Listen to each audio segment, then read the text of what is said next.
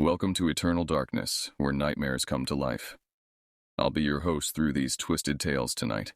Before we descend into the shadows, remember to like and subscribe to join our growing community of horror enthusiasts. Get comfortable, turn down the lights, and prepare yourself as we begin our journey into the unknown. I've been an avid outdoorsman for most of my adult life. At 36, I've accumulated enough camping gear to outfit a small expedition and enough experience to navigate most wilderness challenges. My wife Joanna and I have spent countless weekends exploring the national forests and remote camping areas across 3 states. We thought we knew what to expect in the backcountry: wildlife encounters, sudden weather changes, equipment failures, standard risks that any prepared camper can handle. What we didn't expect was for nature itself to turn against us. It began last October, during what should have been a routine weekend getaway. The forecast predicted mild temperatures and clear skies, perfect conditions for our anniversary trip to Pine Haven Forest, a secluded area known for its towering jack pines and relative isolation from the typical tourist crowds. I'd been there once before, years earlier, and remembered it as peaceful and unthreatening. We arrived on a Friday afternoon, the gravel access road rattling our SUV as we navigated the final miles to our chosen campsite. The area was deserted, exactly as we'd hoped. The nearest registered campers were at least 3 miles away, according to the ranger station's log.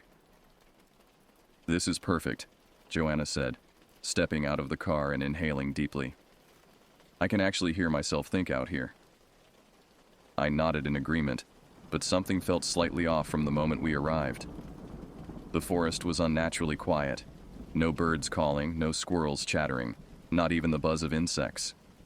Just a weighted silence that seemed to press against my eardrums. "Notice anything strange?" I asked as we unloaded our gear. Joanna paused, her backpack half lifted from the trunk. "It's really quiet." "Too quiet," I confirmed, scanning the tree line. The massive jack pines stood like sentries around our small clearing, their rough bark and asymmetrical branches creating jagged shadows across the forest floor. I tried to dismiss my unease as urban conditioning. We were simply unused to genuine silence in our noise-polluted lives. But deep in my gut, an instinct older than rational thought was sounding an alarm. Something about this forest was wrong. As we set up camp, the sky gradually darkened from clear blue to an unsettling gray. The weather forecast had clearly missed the mark. The wind began to pick up, at first just a gentle rustling through the pine needles, but growing steadily stronger with each passing hour. By early evening, the wind had transformed from a mild breeze into powerful gusts that bent the tops of the jack pines at alarming angles. Our campfire fought against the strengthening gale, sparks flying dangerously close to the surrounding underbrush. The sky had turned an ominous charcoal color, with heavy clouds swirling overhead like a slowly forming whirlpool. "Should we pack up?" Joanna asked, her voice barely audible over the wind's howl. "This doesn't look good." I checked the time, 6:40 p.m., and considered our options. Driving back in the dark on unfamiliar forest roads during a windstorm seemed potentially more dangerous than staying put. Our tent was securely anchored, and we had extra stakes if needed. "Let's wait it out," I decided. "The tent's rated for high winds. We should be fine." That decision would haunt me for months afterward. As darkness fell completely, the storm intensified beyond anything I'd experienced in 15 years of camping. The wind no longer simply howled. It screamed, a high-pitched wailing that sounded disturbingly human at times. The massive pines surrounding our campsite groaned under the strain, their trunks flexing in ways that wood shouldn't move. Inside our tent, Joanna and I huddled together, our headlamps casting grotesque shadows on the nylon walls as they billowed inward with each gust. Every few minutes, we'd hear a tremendous crack followed by a ground-shaking thud as another branch, or entire tree, surrendered to the wind's violence. "God, please let us survive this," Joanna whispered after a particularly large crash nearby. I squeezed her hand, trying to project confidence I didn't feel. "The trees are falling away from us. We're in a good spot." But even as I spoke those reassuring words, something beyond the storm's fury began to register in my consciousness. Between the wind screaming and the cracking of wood, I detected what sounded like deliberate movement. Footsteps circling our tent, pausing occasionally as if observing us. "Do you hear that?" I whispered, straining to separate the sounds.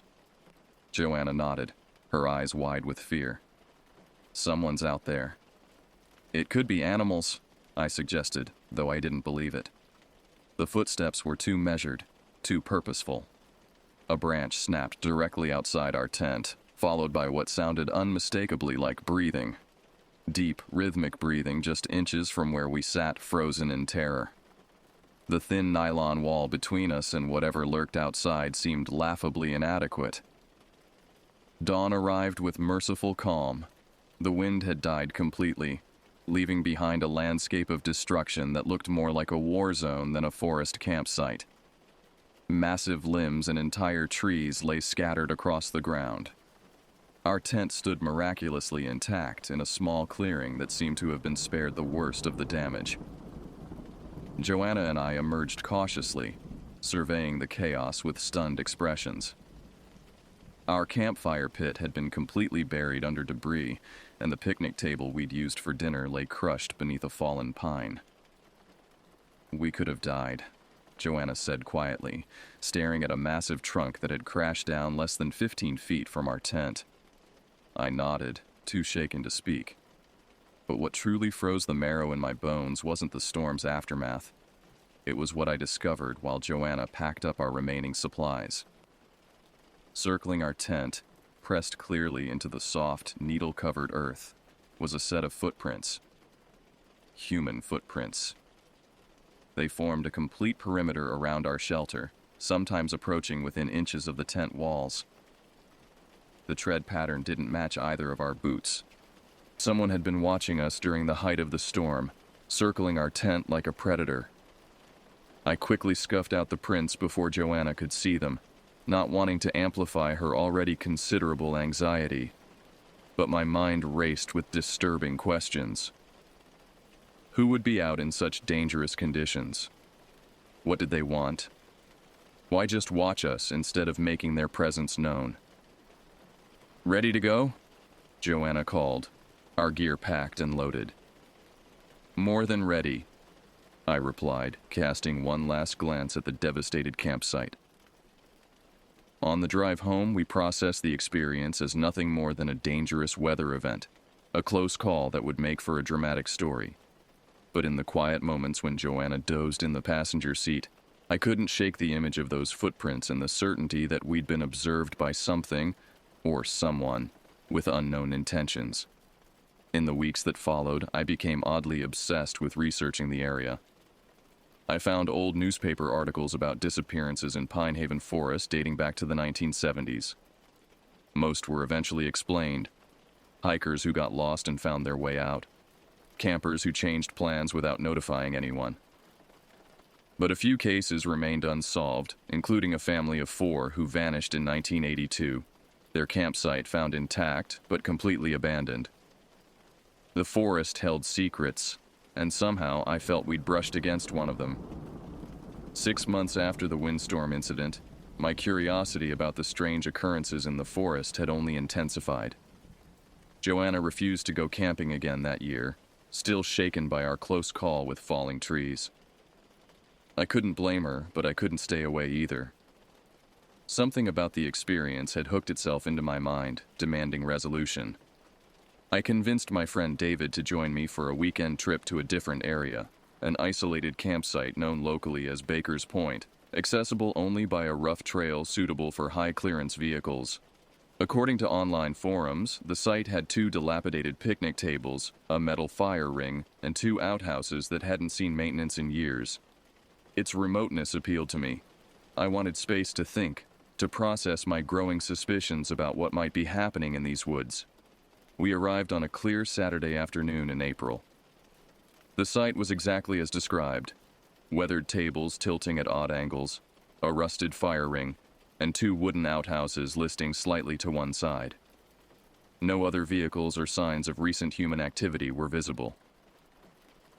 "Quite the luxury resort you found," David joked as we unloaded our gear. "Those outhouses look like they might collapse if you sneeze in them." I laughed. "Just checking which one's less likely to give you tetanus." David wandered toward the first outhouse while I arranged our supplies. A moment later, he returned with an odd expression on his face. "You need to see this," he said quietly. Inside the first outhouse, neatly arranged against the back wall, were 3 enormous backpacks, expedition-sized bags designed for multi-day treks. They were covered in a thin layer of dust, but appeared otherwise undisturbed. "Should we open them?" David asked. My instinct was to leave them alone, but curiosity overrode caution. The first 2 packs contained standard camping gear: sleeping bags, tarps, cooking equipment, flashlights, water purification tablets, and food rations. Nothing unusual except for their abandonment in such a strange location. The third pack, however, defied explanation. It was filled, literally to the brim, with packets of Skittles candy. Every compartment, every pocket bulged with colorful packages, regular, sour, tropical varieties, all neatly arranged as if categorized by someone with obsessive attention to detail. "What the hell?" David muttered, holding up a family-sized bag of wild berry Skittles. I shook my head, equally baffled. Maybe it's someone's idea of a joke? Or a geocache gone wrong? In an outhouse? And why leave the other gear? We searched the packs for identification but found nothing. No wallet, no phone, no documents of any kind. Just camping gear and enough candy to induce diabetes in a small village. That night, as we sat by the fire discussing theories about the abandoned packs, the forest around us fell into an unnatural silence, reminiscent of my trip with Joanna. The flames illuminated our immediate surroundings, but beyond that perimeter lay absolute darkness, as if the light couldn't penetrate more than a few feet into the trees. "Do you feel like we're being watched?" David asked suddenly, voicing the exact sensation crawling across my skin. I nodded, scanning the darkness. "Since we got here." Throughout the night, we both experienced moments of intense unease. David reported waking to what sounded like whispers just outside the tent. I kept hearing subtle movements in the underbrush. Nothing dramatic, just enough to suggest someone circling our campsite, keeping just beyond the firelight's reach. Upon returning from Baker's Point, I contacted the local Forest Service about the abandoned backpacks. The ranger I spoke with seemed oddly unsurprised by my report. "We'll send someone to check it out," he said without enthusiasm. "But I wouldn't expect much. People leave stuff out there all the time." His casual dismissal struck me as inappropriate given the circumstances. 3 full-sized expedition packs represented thousands of dollars in equipment, not to mention the strange collection of candy. This wasn't a forgotten water bottle or a weathered hat. The ranger's indifference ignited something in me, a determination to understand what was happening in these forests. I began researching in earnest, spending evenings after work combing through online forums, news archives, and missing persons databases. What I found disturbed me deeply. Over the past 40 years, there had been a statistically improbable number of strange occurrences in the forests within a 100-mile radius of my home. Disappearances where the missing were never found. Campers reporting being stalked by something they couldn't identify. Abandoned equipment discovered in pristine condition. And most tellingly, accounts of unusual silence in the woods. The absence of natural sounds that typically accompanied healthy forest ecosystems. One account particularly chilled me. In 2009, a hiker described finding a clearing where the forest held its breath, a place of such profound silence that his own heartbeat seemed thunderously loud. At the center of this clearing, he discovered a perfect circle of small backpacks arranged like spokes on a wheel. All contained children's clothing and candies. Forest rangers investigated but found nothing when guided back to the location. I created a map, marking each incident with a colored pin. Red for disappearances, blue for abandoned equipment, green for reports of stalking, yellow for unusual silence. A pattern emerged.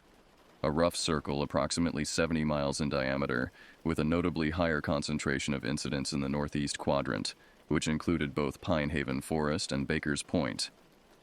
My wife grew concerned about my obsession. "You need to let this go," Joanna urged one night, finding me hunched over my maps at 2 a.m. Whatever happened out there, it was just bad luck and coincidence. But I couldn't accept that explanation. The footprints around our tent during a violent windstorm weren't coincidence. The backpacks filled with Skittles weren't normal. And the pattern of incidents spanning decades couldn't be dismissed as statistical noise. Something was happening in these woods, something organized and deliberate. I needed one more trip to confirm my suspicions. Against everyone's advice, I decided to make a solo camping trip in early June. Joanna was visiting her sister that weekend, which provided the perfect opportunity. I told her I was staying home to catch up on yard work, a deception that filled me with guilt but felt necessary. I couldn't explain my compulsion to return to the woods, even to myself. I chose a location within the northeast quadrant of my incident map, but separate from my previous experiences. A small clearing about half a mile from an unmarked Forest Service road. Not an official campsite, but not explicitly prohibited either. I wanted to observe without being observed, to test my theories about what might be happening. My only companion was Barley, my 4-year-old chocolate Labrador. His presence provided both comfort and an early warning system. His senses far exceeded my own. I kept my setup minimal. A simple tarp shelter rather than a tent, offering better visibility and quicker escape if needed. I brought a small digital voice recorder to document any unusual sounds and a motion-activated trail camera positioned to capture activity around my campsite while I slept. The afternoon passed uneventfully. I gathered firewood, prepared a simple dinner, and documented my surroundings in a small notebook. Barley seemed relaxed, exploring nearby but never straying far. As dusk approached, I noticed the gradual silencing of the forest. First the birds stopped calling, then the insects fell quiet. By nightfall, the only sound was the occasional pop from my small fire. I sat with my back against a large oak. Barley curled at my feet, straining to detect anything unusual in the gathering darkness. The familiar weight of fear settled in my stomach, but it was accompanied now by anticipation. I wanted something to happen. I needed confirmation that I wasn't imagining connections between unrelated events. Around 10 p.m., the distant rumble of an engine broke the silence. Headlights swept through the trees as a vehicle navigated the forest road. The engine revved aggressively, followed by male voices and laughter. Seconds later, a gunshot cracked through the night air, then another. Barley pressed against my leg, trembling. My first thought was disappointment. Just some idiots out spotlighting, illegal hunting or target practice. Nothing connected to my theories. But as more shots rang out, Barley's behavior changed. He wasn't looking toward the road and the gunfire. He was staring intently in the opposite direction, his hackles raised. Following his gaze, I peered into the darkness beyond my firelight. For an instant, I thought I glimpsed movement, a shadow detaching from the deeper shadows between trees. Then another shot boomed, and Barley whined, pressing harder against me. The gunfire continued, seemingly random and certainly reckless. But now I understood. The shots weren't random at all. They were driving something toward me. Or someone. With trembling hands, I extinguished my fire, gathered my essentials, and clipped Barley's leash to his collar. We needed to move, to find a different position, preferably higher ground with better visibility. Moving through the forest at night was terrifying. Every step brought the risk of a turned ankle or collision with an unseen obstacle. Barley led the way, his keen senses navigating us through the darkness. I used my flashlight sparingly, afraid it would give away our position. The gunfire continued behind us, but I also began detecting other sounds. Branches breaking to our left, then our right, as if multiple individuals were moving parallel to our path. Barley confirmed my fears, his head swiveling toward each new sound, a continuous low growl vibrating through his body. We were being herded. I changed direction abruptly, cutting west instead of continuing north. Almost immediately, a branch cracked loudly to my right, much closer than before. Whoever was tracking us had just adjusted their position. My heart hammered against my ribs as I quickened our pace, no longer concerned about noise. We needed to break through this perimeter to find the forest road and the relative safety of my vehicle. A figure stepped into our path, barely visible in the darkness. A human silhouette approximately 30 yards ahead. I froze, fumbling for my flashlight, but before I could switch it on, the figure retreated into the trees. "Who's there?" I called out, my voice embarrassingly unsteady. "I'm armed." A lie, but one I hoped might deter whoever was stalking us. No response came, but the gunfire had stopped. The forest was deathly quiet again, that same unnatural silence I'd experienced twice before. Even the night insects had fallen still. We ran. There was no more pretense of careful navigation or strategic retreat. Barley and I crashed through underbrush, stumbled over fallen logs, and scraped against branches in our desperate flight toward what I hoped was the direction of the forest road. Behind us, I heard pursuit. Multiple sets of footsteps moving with far more grace than our panicked scramble. They weren't trying to catch us, I realized with growing horror. They were pacing us, maintaining a constant distance, like wolves trailing exhausted prey. My foot caught on an exposed root, sending me sprawling face first onto the forest floor. Pain shot through my ankle as I struggled to stand. Barley circled back, whining anxiously, urging me to continue. "Go," I gasped, knowing he could outrun whatever was following us. But my loyal companion refused to leave, standing guard as I tested my injured ankle. It would support weight, but running was no longer an option. I fumbled for my flashlight, deciding that visibility was now more important than concealment. The beam cut through the darkness, illuminating the narrow game trail we'd been following. To my immense relief, I spotted the reflective markers of the forest road less than 50 yards ahead. "Almost there, boy," I encouraged Barley, limping forward as quickly as my injured ankle would allow. We had nearly reached the road when a figure stepped directly into our path. In the flashlight's beam, I could see it was a man. Tall, bearded, dressed in camouflage hunting gear. His face was partially obscured by a low-pulled cap, but I could see enough to recognize he wasn't a forest ranger or official personnel.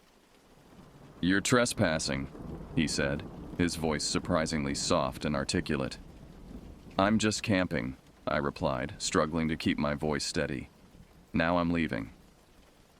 The man tilted his head slightly. "You've been asking questions, making maps. That makes you more than a camper." My blood turned to ice. He knew about my research.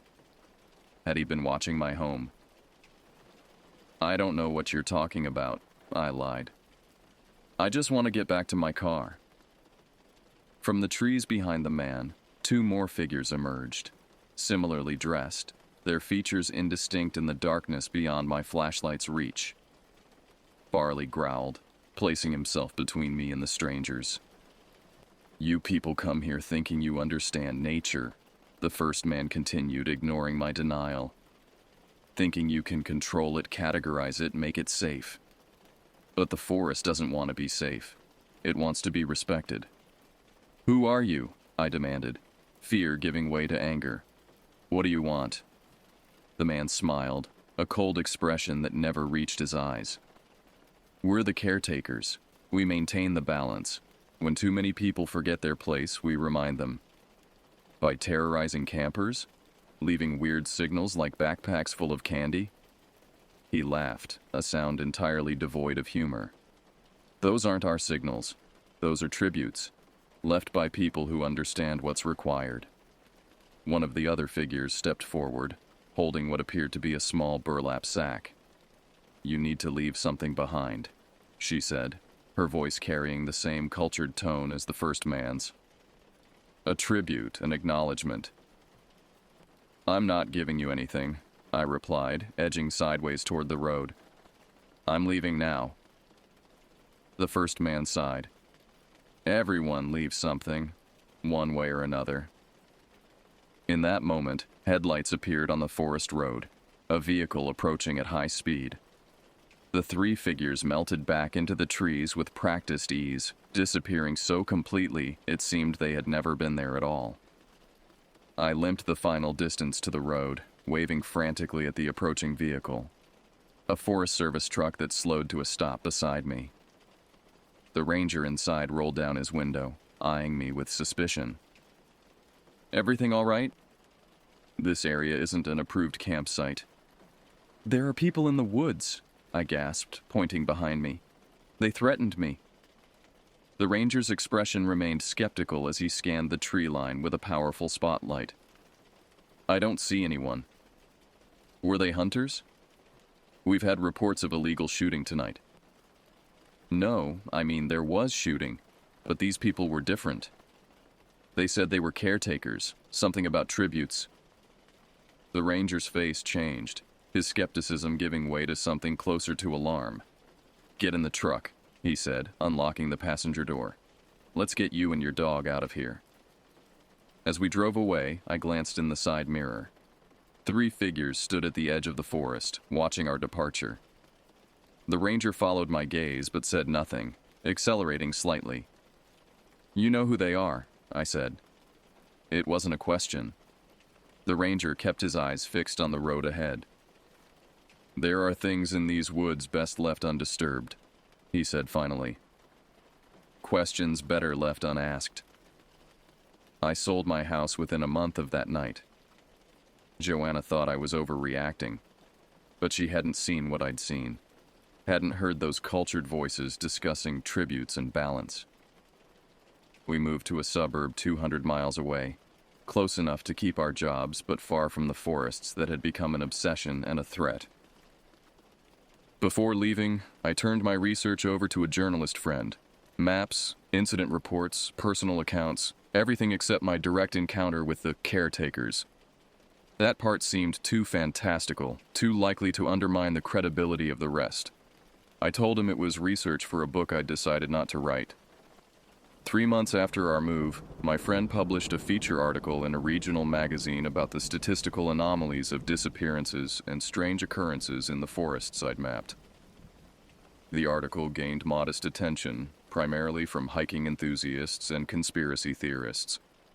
Forest Service officials dismissed the findings as selective data and confirmation bias. 2 weeks after publication, my friend's house burned down while he was inside. The fire marshal ruled it an accident, faulty wiring in an old building. I attended the funeral with a knot of dread in my stomach, scanning the crowd for familiar faces, half expecting to see the caretakers watching from a distance. I've maintained a digital surveillance system around our new home. Cameras, motion sensors, automated alerts. Joanna thinks it's an overreaction to the break-ins reported in our neighborhood last year. I've never told her the full truth about what happened that night in the forest. Some fears are better carried alone. Last week, I received a small package in the mail. No return address, no note inside. Just a single family-sized bag of wild berry Skittles. They found me. I've started researching properties in other states, looking for somewhere even further from those woods. But deep down, I'm beginning to understand the truth the caretakers tried to convey. Some patterns, once you're part of them, can never be escaped. The wilderness isn't just a place, It's an entity with memory and purpose. And it's watching.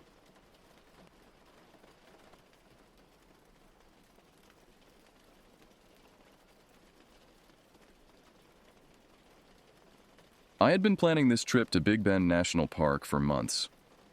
As an experienced wildlife photographer and part-time guide for outdoor expeditions, I needed fresh material for my upcoming presentation at the Wilderness Conservation Conference in Austin. The rugged beauty of the Chihuahuan Desert and its inhabitants would make for compelling visual content. After driving for nearly 8 hours from Houston, fatigue settled into my bones as I navigated the final stretch of highway leading to the park entrance. At 42, I wasn't bouncing back from these long drives like I used to in my 20s. The radio signal had disappeared about an hour back, leaving me alone with my thoughts and the rumble of tires on asphalt. "Welcome to Big Bend National Park," announced the weathered sign as I pulled up to the entrance station.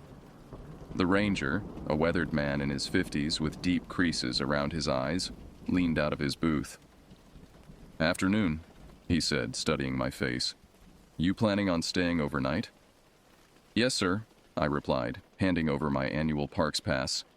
"Hoping to get some good shots of Santa Elena Canyon before sunset, then find a campsite." He glanced at my equipment-laden van and nodded knowingly. "Photographer?" "That's right." "Well, just so you know, we've had some unusual wildlife activity near the canyon recently." He handed back my pass. "Mountain lions have been spotted closer to the trails than normal, droughts pushing them toward the river." I thanked him for the information, not particularly concerned. Wildlife warnings were standard procedure in national parks, and I'd encountered plenty of potentially dangerous animals during my career. I'd always maintained a respectful distance and never had an issue. "One more thing," the ranger called as I started to pull away. "If you're heading out alone, make sure someone knows where you are. Cell reception is spotty at best out here." I assured him I'd be careful and continued down the winding road into the park. The landscape opened up around me, vast, arid, and breathtaking. Distant mesas rose against the horizon, their silhouettes sharp against the clear blue sky. The temperature gauge on my dashboard read 96 degree Kelvins, but the dry heat felt more manageable than Houston's sweltering humidity. After consulting my map, I decided to head straight for Santa Elena Canyon. I wanted to capture the dramatic light when the sun began its descent, casting the massive limestone walls in golden hues. The road stretched before me, a ribbon of pavement cutting through an ocean of desert scrub and occasional cacti. I passed only 2 other vehicles during the hour-long drive to the canyon trailhead: a park maintenance truck and a family in an SUV heading in the opposite direction. The isolation felt both liberating and vaguely unsettling. By the time I pulled into the gravel parking area near the canyon, the sensation of being utterly alone had intensified. Stepping out of the air-conditioned van into the heat was like walking into an oven. The stillness was profound. No birdsong, no insect buzzing, just the occasional whisper of wind brushing across the landscape. I gathered my camera equipment, strapped on my hiking boots, and filled my water bottle. The enormous walls of Santa Elena Canyon loomed ahead, split by the Rio Grande that formed the natural border between the United States and Mexico. As I approached the trailhead, an inexplicable feeling of unease washed over me. I'd been in countless remote locations before, but something about this place felt different. The vastness of the landscape made me acutely aware of my insignificance, a mere speck against the ancient geology surrounding me. I shook off the feeling and focused on the task at hand. I had photos to take and a presentation to prepare. The strange sense of foreboding was probably just exhaustion from the long drive. At least that's what I told myself as I set off down the trail, the weight of my camera bag heavy against my back and the relentless sun beating down from above. The trail to Santa Elena Canyon started easily enough, winding through sparse vegetation before approaching the riverbed. The Rio Grande was running low, evidence of the ongoing drought that had plagued the region for months. What should have been a substantial waterway was reduced to a shallow stream in places, exposing sandbars and river rocks normally hidden beneath the surface. I paused to take some preliminary shots, documenting the effects of climate change on the waterway. The contrast between the diminished river and the towering canyon walls would make for a striking visual narrative in my presentation. As I adjusted my camera settings, I noticed indentations in the damp sand near the water's edge. Paw prints, distinctly feline and unsettlingly large. The ranger's warning about mountain lion activity suddenly seemed more significant. I knelt to examine the tracks more closely, placing my hand next to one for scale. The print was nearly 5 inches across, larger than any cougar tracks I'd seen before. More concerning was their freshness. The edges were crisp, undisturbed by wind or water. Standing up, I scanned the surrounding area with newfound vigilance. Mountain lions were typically shy creatures that avoided human contact, but drought could alter their behavior, making them desperate and unpredictable. I adjusted the bear spray canister on my belt to ensure it was easily accessible and continued along the trail with heightened awareness. The canyon walls grew more imposing as I approached the mouth of the gorge. Towering hundreds of feet above, they blocked the direct sunlight, casting the path in shadow and providing welcome relief from the heat. The temperature difference was immediate and substantial. I felt a chill despite the day's warmth, and goosebumps rose unbidden on my arms.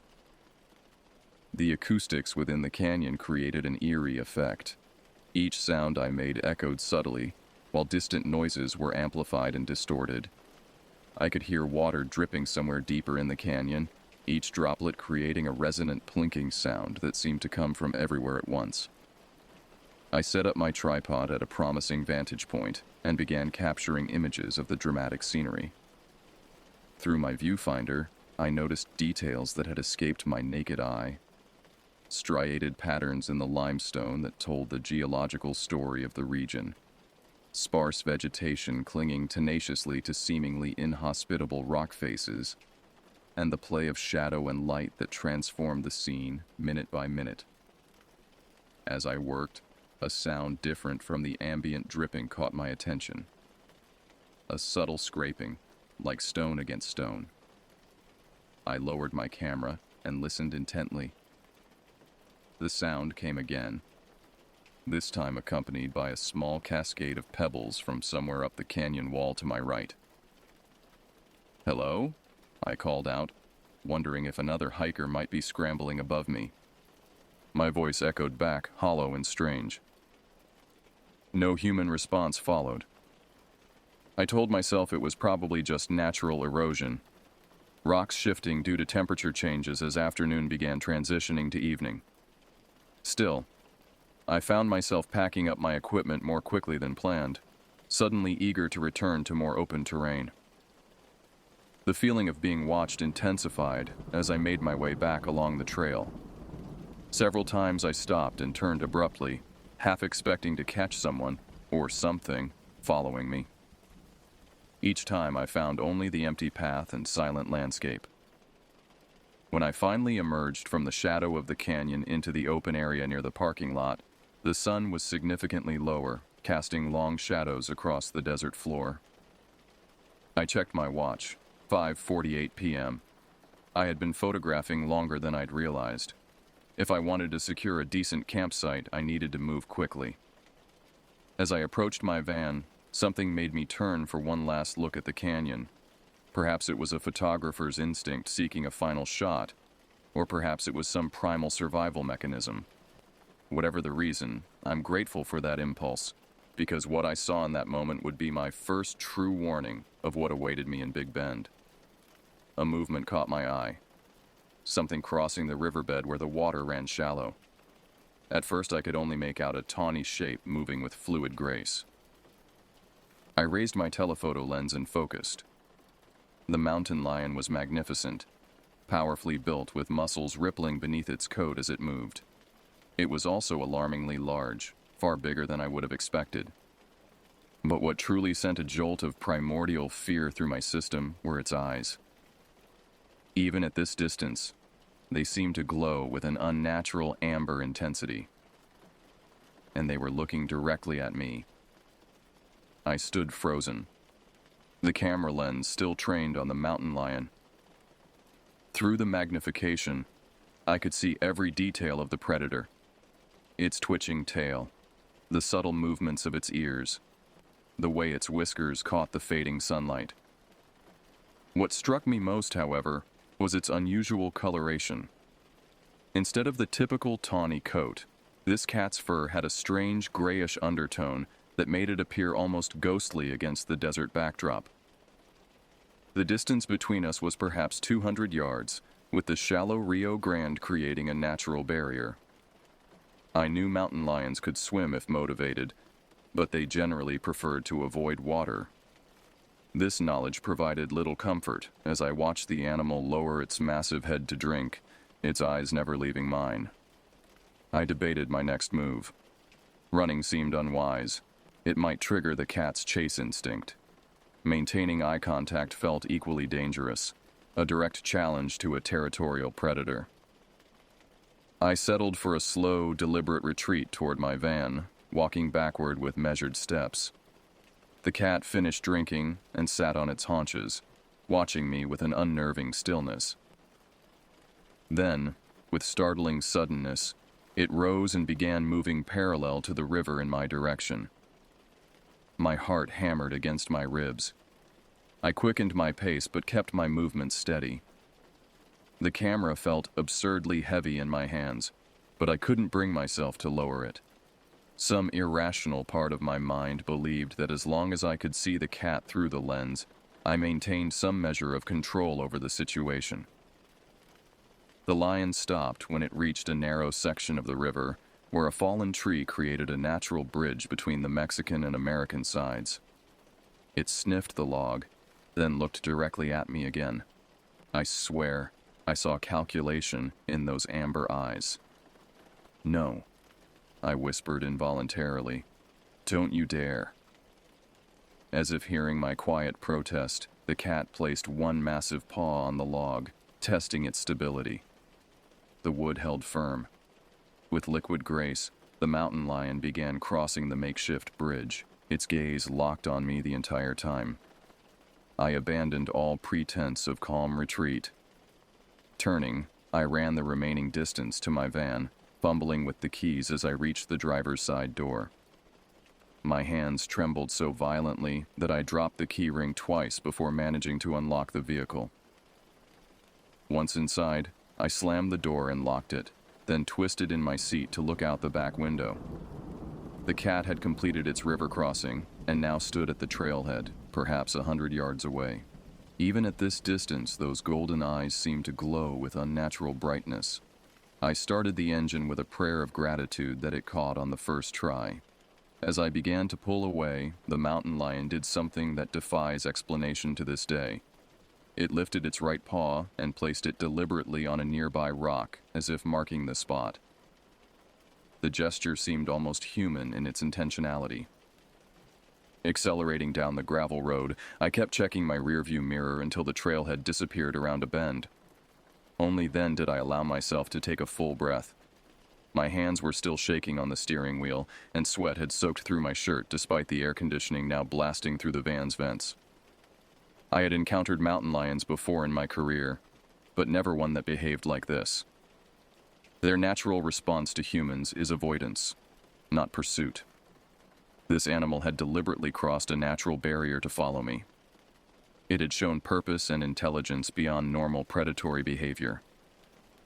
As the adrenaline began to subside, I tried to rationalize what I'd witnessed. Perhaps the drought had altered its behavior, making it desperate enough to see a human as potential prey. Or maybe it was protecting a nearby kill or cubs I hadn't noticed. There had to be a logical explanation. Yet I couldn't shake the memory of those eyes. Intense, aware, almost knowing. And that final gesture with its paw, so deliberate it seemed like a message. I drove faster than was prudent on the park's winding roads, putting as much distance as possible between myself and Santa Elena Canyon. The logical part of my mind knew that mountain lions have territories spanning many miles, and that driving away didn't necessarily mean escaping its range. But logic was rapidly losing ground to a more primitive imperative: get away. The sun was now setting in earnest, painting the desert in surreal hues of orange and purple. The beauty was lost on me as I consulted my park map, looking for the nearest designated campsite. The thought of sleeping in my van suddenly seemed foolhardy, but the park entrance was hours away, and driving unfamiliar mountain roads in the dark held its own dangers. The map showed a small campground called Rio Grande Village about 30 minutes from my current position. It would likely have other campers, witnesses, and potential help if the unthinkable happened.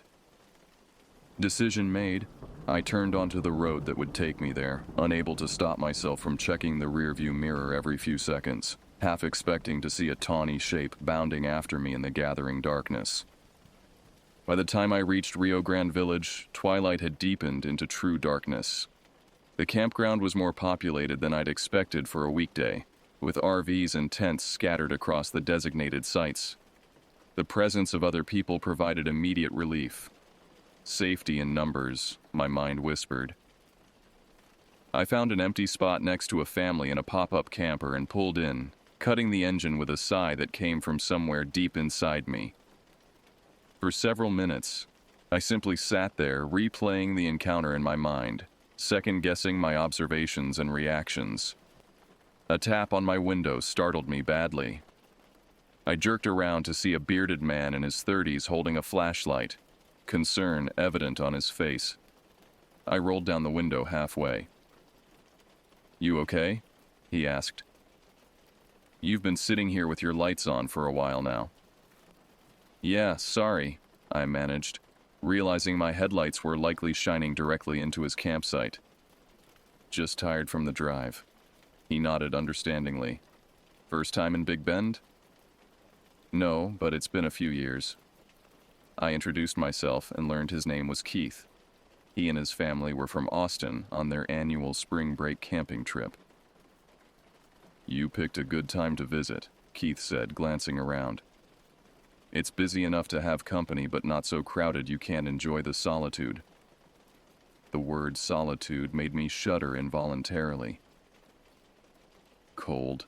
Keith asked, noticing my reaction. "Just a long day?" I replied. "Hey, have you heard anything about unusual mountain lion activity in the park?" Keith's expression shifted subtly. "Funny you should ask. The ranger who checked us in yesterday mentioned they've had more sightings than usual. Said they think it's a particularly large male that's been spotted repeatedly near the western trails." My stomach tightened. "Did they say how large?" "Just that it was bigger than average. Why? Did you see one?" I hesitated, suddenly reluctant to share my experience. It seemed too bizarre, too unsettling. "I saw tracks near the canyon," I said finally. "Bigger than any I've seen before." Keith nodded. "Well, they're out there. That's why we've been keeping the kids close to the campground. You camping alone?" When I confirmed that I was, he frowned slightly. "Be careful, especially if you're heading out on the more remote trails. The rangers said this particular cat doesn't seem as skittish around humans as most." We chatted for a few more minutes before Keith returned to his family. I closed my window and locked the doors, then began arranging my sleeping area in the back of the van. My thoughts kept drifting back to those amber eyes and that deliberate paw placement. The encounter felt significant in a way I couldn't articulate. After a sparse dinner of trail mix and beef jerky, I tried to distract myself by reviewing the photos I'd taken that day. The images of Santa Elena Canyon were striking. Dramatic lighting, perfect composition. Under different circumstances, I would have been pleased with the results. When I reached the last few photos, I froze. I didn't remember taking these. Frames that showed the river crossing and the mountain lion on the far bank. I must have continued shooting instinctively, even as fear took hold. The camera's powerful zoom had captured details invisible to my naked eye. In one image, particularly clear despite the fading light, I could see the cat's face with startling definition. Its eyes reflected the camera flash, creating an eerie red-eye effect that made it look demonic. But what truly disturbed me was its expression. If an animal could appear to have purpose, intent, this one did. I zoomed in further, studying the mountain lion's features. Something about its face seemed off, but I couldn't identify what specifically bothered me. The proportions were slightly wrong, the spacing of its features just a fraction different from what felt natural. Perhaps it was just the angle or the lighting playing tricks.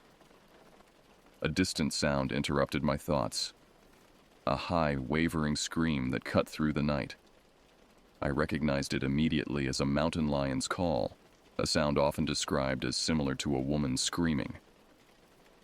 Though I knew what it was, the primal part of my brain still registered it as a human in distress, sending fresh adrenaline coursing through my system. The call came again, closer this time. From nearby campsites, I heard voices, people emerging from tents to listen. A child began crying. I checked that all my van's doors were securely locked, then peered out through the windows, seeing nothing but darkness beyond the circle of campground lights. A park ranger's vehicle rolled slowly through the campground, its spotlight sweeping the perimeter. The ranger stopped near the center of the loop and stepped out, addressing the gathered campers. I couldn't hear what was being said, but people gradually returned to their sites, though with obvious reluctance.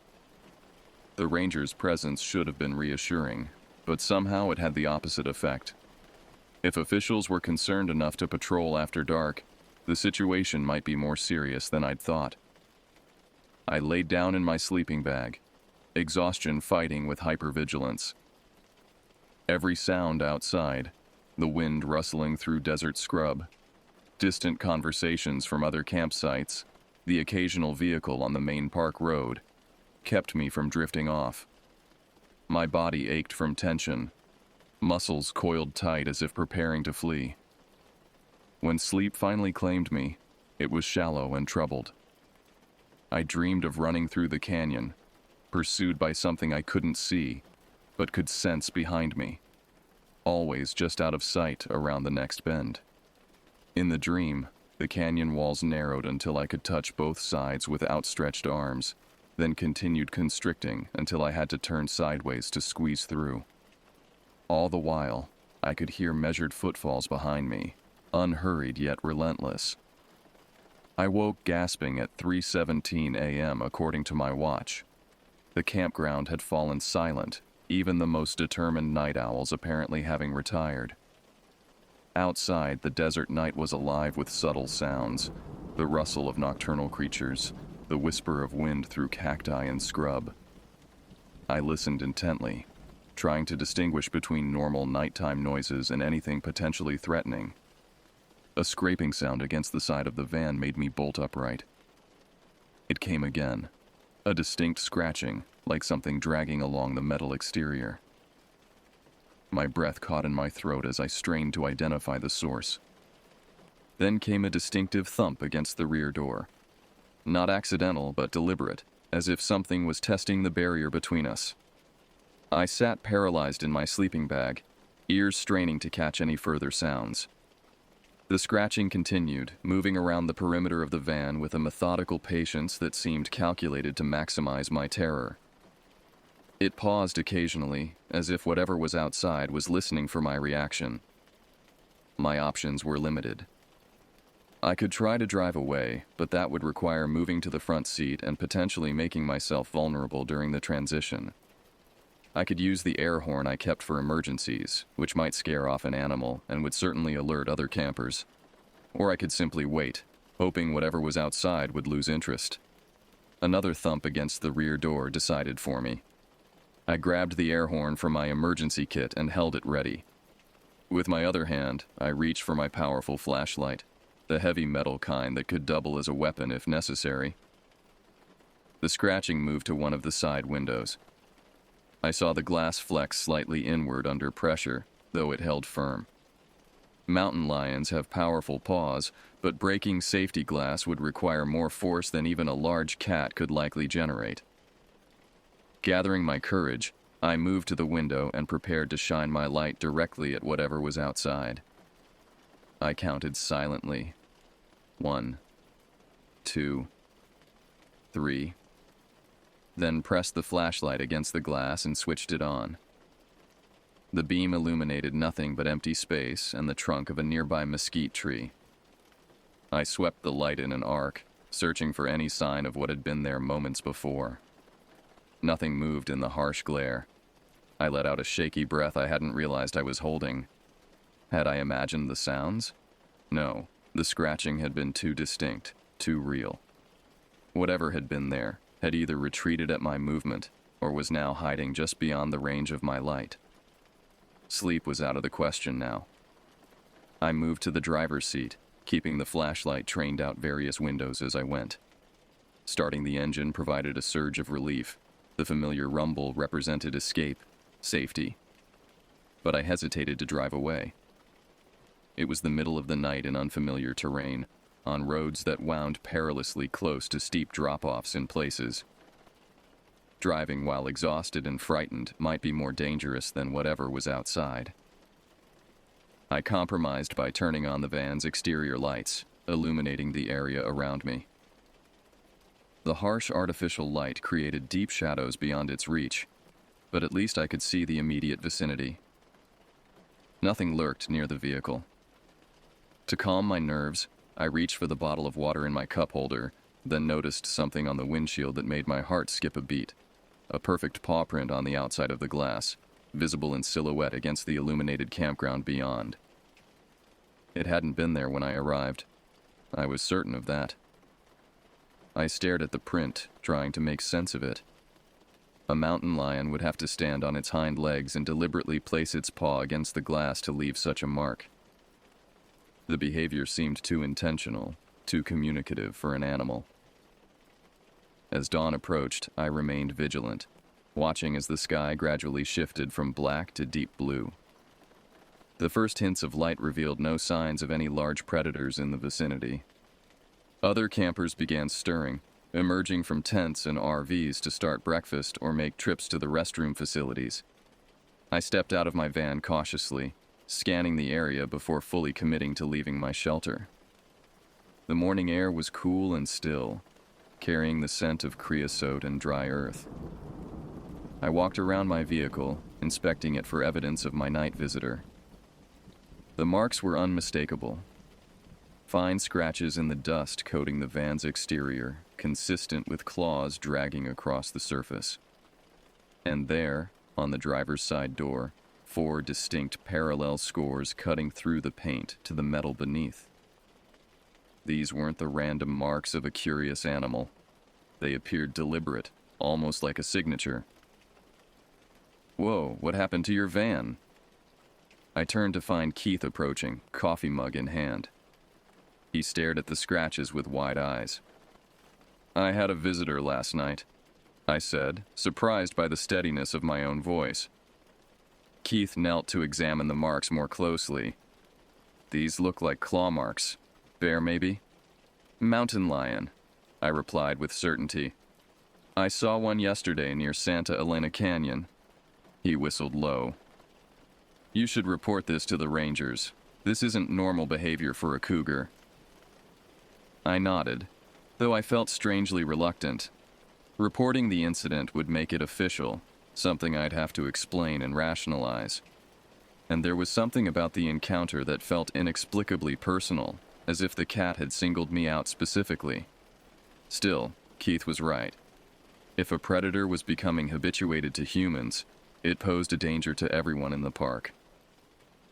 I promised to stop by the ranger station before heading out for the day. As Keith returned to his campsite, I noticed several other campers looking in my direction, likely drawn by our conversation. I felt suddenly exposed, as if I had attracted unwanted attention, not just from the mountain lion, but from everyone around me.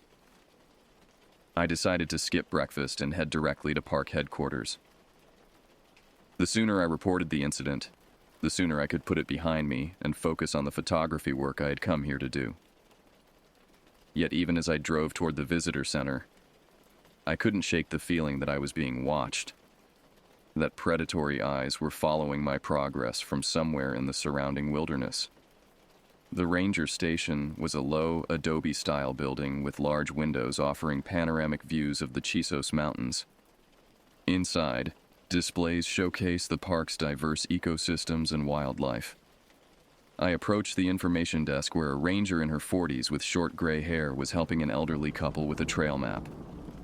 When it was my turn, I explained what had happened: the mountain lion sighting, its unusual behavior in crossing the river, and the night visit to my van. The ranger, whose name tag read Warden, listened with increasing concern. "Can you describe the cat in detail?" she asked, pulling out an incident report form. I described its size, the unusual grayish tint to its fur, and its extraordinarily large paws.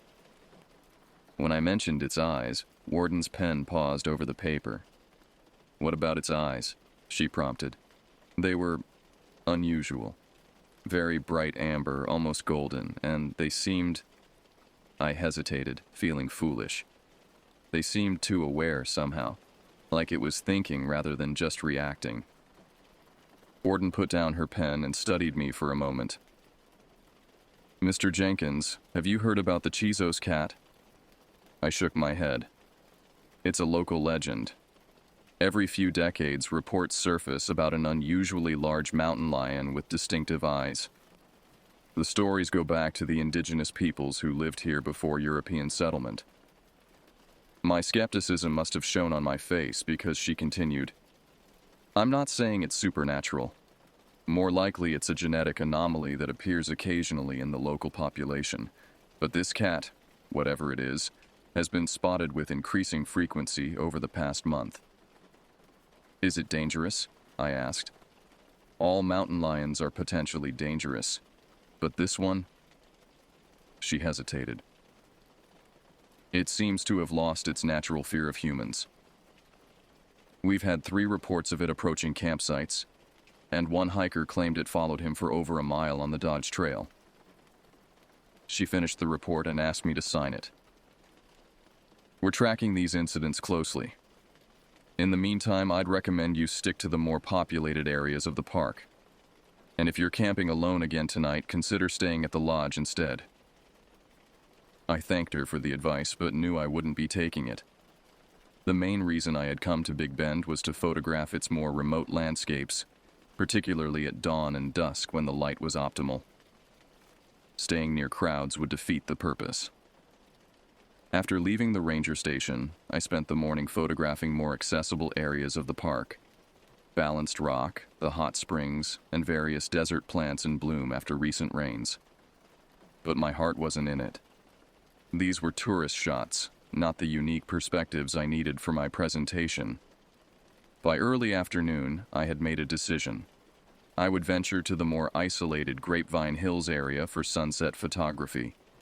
The terrain there offered dramatic compositions, with massive boulders perched improbably atop one another and twisted desert vegetation creating foreground interest. If the mountain lion, this Chisos cat, was truly following me, perhaps it was better to confront that reality in daylight than spend another night wondering what lurked outside my van. I stopped at a park store to stock up on water and energy bars, then headed toward Grapevine Hills. The road deteriorated as I left the main routes, becoming rough and washboarded in sections. Few other vehicles ventured this way, especially on a weekday afternoon. The landscape grew increasingly rugged and otherworldly. Massive rock formations erupted from the desert floor, wind sculpted into fantastic shapes over millennia. I parked at a small turnout and loaded my camera gear into my backpack, along with water, snacks, and, after a moment's hesitation, my bear spray and hunting knife. The trail started as a sandy wash between boulder fields before climbing steadily into the hills. Spring wildflowers dotted the path with splashes of yellow, purple, and red. Brittlebush, desert marigold, and Indian paintbrush, creating natural garden displays among the rocks. I hiked for about 40 minutes before finding a promising location. A high vantage point overlooking a valley, with balanced rocks in the foreground and the distant mountains providing a dramatic backdrop. The afternoon light was still too harsh for optimal shooting, but I set up my equipment and took test shots to determine the best composition for when the golden hour arrived. As I worked, that feeling of being watched returned stronger than ever. Several times I stopped abruptly, scanning the surrounding terrain for any sign of movement. Nothing appeared unusual, yet the sensation persisted, raising the hair on the back of my neck. I spoke aloud, my voice sounding strangely small against the vastness of the landscape. "I know you're out there." No response came except the whisper of wind through the rocks and the distant call of a raven. Yet speaking had somehow made me feel more in control, as if acknowledging the unseen presence had diminished its power over me. Time passed slowly as I waited for the sun to lower. I busied myself with equipment checks and lens cleaning, anything to keep my mind occupied and my hands steady. When the light finally began to soften, taking on the warm golden quality photographer's prize, I almost forgot my anxiety in the focus of creative work. I was changing lenses when a small cascade of pebbles clattered down from a boulder pile about 30 yards to my right. I froze, lens in hand, and slowly turned toward the sound. At first, I saw nothing unusual, just the jumbled rocks and patches of vegetation typical of the area. Then a shadow moved between two boulders, too fluidly to be a trick of the changing light. I carefully mounted the telephoto lens and pointed it toward the spot. Through the magnification, I could make out a tawny form partially concealed behind a large rock, just the hindquarters and tail of a large feline, the rest hidden from view. My finger hovered over the shutter button, torn between the photographer's instinct to capture the image and the survival instinct urging me to retreat immediately. Before I could decide, the animal shifted position, and I caught a glimpse of its profile. It was the same mountain lion from Santa Elena Canyon, unmistakable with its unusual coloration and massive size. It seemed even larger from this angle, its shoulder height comparable to a small wolf rather than a typical cougar. And though I couldn't see its eyes from this vantage point, I knew they would be that unsettling amber gold. I slowly reached for my bear spray, never taking my gaze from the cat. It hadn't spotted me yet, or at least it wasn't acknowledging my presence. Its attention seemed focused on something beyond my field of vision, further down the slope. Then I heard voices, hikers approaching from the main trail below. The mountain lion's ears flicked forward, its posture tensing as it tracked the unsuspecting people. I had to warn them. Without fully considering the consequences, I stood up and shouted, "Hey, mountain lion on the rocks, get back!" The cat's head whipped around at my voice, those golden eyes locking onto me with startling intensity. For one suspended moment, we stared at each other across the distance, neither moving. Then it was gone, vanishing behind the rocks with such speed that I questioned whether I had seen it at all. The hikers below called up to me, asking where I had spotted the cat. I pointed toward the boulder field, explaining that it had already disappeared. They thanked me for the warning and continued on their way, though with visible caution. I remained rooted to the spot, heart hammering in my chest. The cat could have easily turned its attention to me. I was alone, isolated, arguably more vulnerable than the group below. Instead, it had chosen to retreat. But something told me it wasn't fear that had driven it away. Mountain lions are ambush predators. They don't like their prey to know they're there. This one had simply decided to wait for a better opportunity. The golden light I had waited for was now perfect. The landscape transformed by the low-angled sun into a tapestry of light and shadow. Under different circumstances, I would have been capturing image after image. Instead, I hurriedly packed my equipment, constantly scanning my surroundings as I worked. The hike back to my vehicle seemed interminable. Every shadow jumped with potential threat.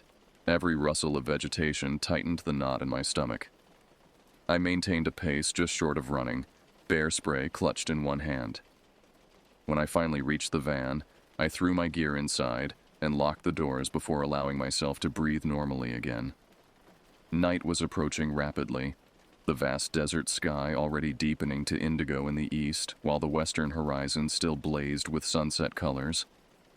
I needed to find a safe place to spend the night.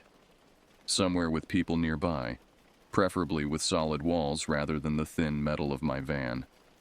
The Chisos Mountains Lodge was fully booked. I had checked earlier. That left the developed campgrounds or a long drive out of the park entirely. As I started the engine, a movement in my side mirror caught my attention. I turned just in time to see a large shape dissolve into the gathering darkness behind me. Not clearly visible, just the suggestion of something powerful and patient, watching and waiting. I drove faster than was sensible on the rough park roads, headlights cutting through the deepening twilight. My destination was the Chisos Basin Campground, more populated than where I had stayed the previous night and situated in a developed area near the park restaurant and store.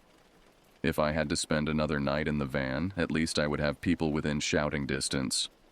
The road wound upward into the Chisos Mountains, switchbacks becoming tighter and the drop-offs to my right more precipitous. I gripped the steering wheel with white-knuckled intensity, taking each curve with cautious acceleration. The last thing I needed was to go off the road in the dark, stranded in mountain lion territory. A flash of movement in my headlights made me slam on the brakes.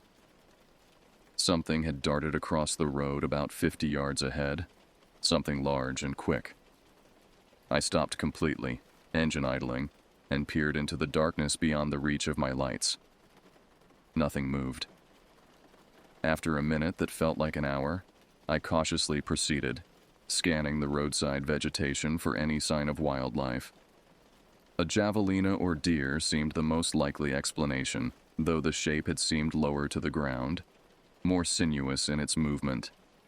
I had nearly reached the spot where the animal had crossed when something hit the side of my van with enough force to rock the vehicle. I swerved reflexively, nearly veering into the opposite lane before regaining control. "What the hell?" I gasped, checking my mirrors. In the red glow of my taillights, I caught a glimpse of a large shape in the road behind me, unmistakably feline, outlined against the pavement for just a second before it disappeared into the brush. My mind struggled to process what had just happened. Had the mountain lion charged my moving vehicle?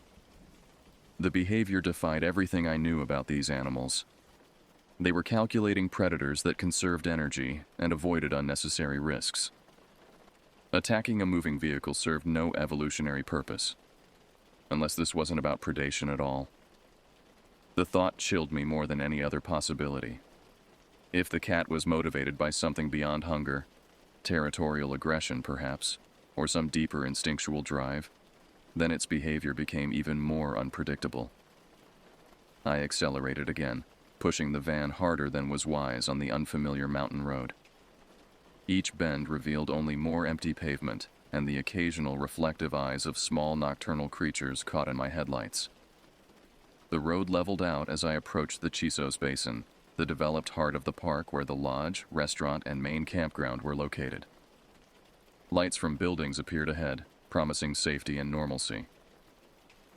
I felt some of the tension leave my shoulders as I pulled into the campground entrance.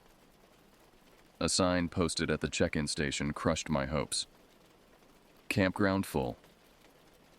A smaller notice below explained that a school group had reserved most of the sites for a geology field trip. I sat staring at the sign, trying to formulate a new plan. The lodge parking lot would have people coming and going all night. I could park there and sleep in my van, which wasn't technically allowed, but might be overlooked given the circumstances. Alternatively, I could try the Rio Grande Village campground again, though it was a considerable drive back down the mountain in the dark. A tap on my window nearly sent me through the roof. A park ranger stood outside, flashlight angled away from my face. "Everything okay?" he asked when I rolled down the window. "Looking for a campsite," I explained, trying to keep my voice steady. "But I see you're full." He nodded sympathetically, Spring break. Every site's been booked for months. He studied my face more carefully. You look like you've had a rough day. Something happened on the trails? I hesitated, unsure how much to share. Would another mountain lion report be taken seriously, or would I be dismissed as an overwrought tourist? I've had a couple of concerning encounters with wildlife, I said finally. A mountain lion that seemed to be following me. It even hit the side of my van on the road up here. The ranger's expression shifted from polite interest to sharp attention. Hit your van? Where exactly? I pointed to the area of road I had just traveled, about 2 miles back on one of the switchbacks.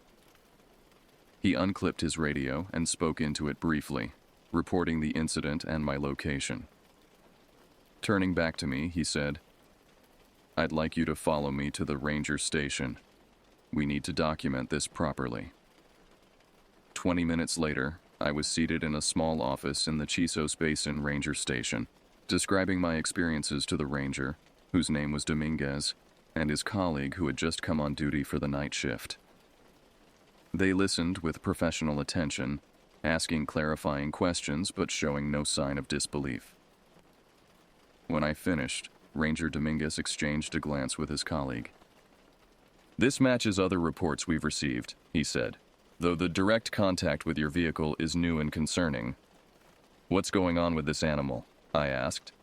"This isn't normal mountain lion behavior." Dominguez sighed. "We're not entirely sure. We've had unusual wildlife patterns this year due to the extended drought.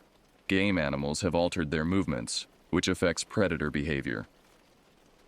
His colleague, a younger woman named Ranger Martinez, added, "We've set up trail cameras to try to capture images of this particular cat. So far, we've only gotten partial visuals, enough to confirm it's unusually large, but not clear enough for proper study." "What should I do?" I asked. "I need to stay in the park at least through tomorrow to complete my work, but I'm concerned about sleeping in my van after what happened last night." They exchanged another look, and Dominguez said, "We normally don't offer this, but given the circumstances, you can sleep in the employee bunkhouse tonight.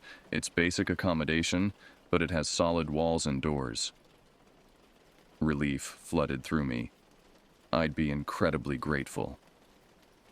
After completing more paperwork about my encounters, I followed Ranger Martinez to a simple building behind the main station. The bunkhouse was essentially a dormitory for seasonal rangers, a common area with a kitchenette and several small bedrooms with twin beds. "You can take room 3, Martinez said, handing me a key. "Bathrooms at the end of the hall. Checkout is 8 a.m. sharp, as the day shift will need the space." I thanked her profusely and brought in only what I needed for the night from my van. After a quick shower that washed away the day's sweat and grime but did little for my lingering anxiety, I sat on the edge of the narrow bed and tried to process everything that had happened. The mountain lion's behavior was bizarre by any standard. Its apparent focus on me specifically defied rational explanation. Yet here I was, alive and unharmed beyond a few scratches on my vehicle. If the cat had wanted to attack me directly, it had certainly had opportunities. What did it want then? The question haunted me as I lay down, exhaustion finally overwhelming anxiety.